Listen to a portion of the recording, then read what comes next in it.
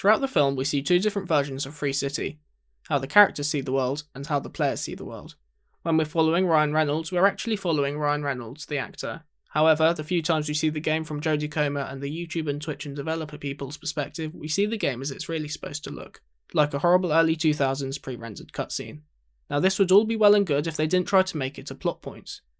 If you haven't seen the film, Jodie Comer and the guy from Stranger Things are trying to prove that Taika Waititi has stolen their game before he deletes all of the evidence, as he's going to do that when he releases the sequel or something.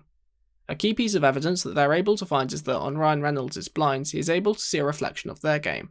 This proves that Taika Waititi stole their game, because otherwise, how would their game have been in Taika Waititi's game if he hadn't stolen it?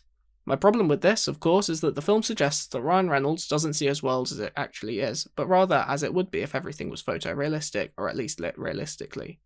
If this was the case, how is he able to see the old reflections?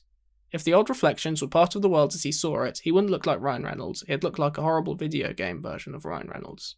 Wouldn't it make like a billion times more sense if it was Jodie Comer who noticed the old reflections, seeing that she does not see Ryan Reynolds' world photorealistically with path-traced lighting?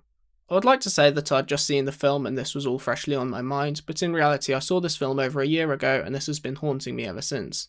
Seeing that this cost me over £10 as I had to buy a digital version to complain about this, I'm now going to list some of the smaller things that irritated me about the film.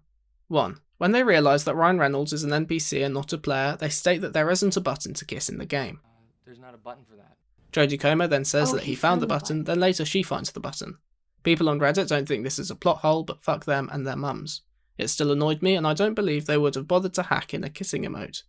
Also, he's an NPC. The animations he performs don't get added to a player's emote history. 2.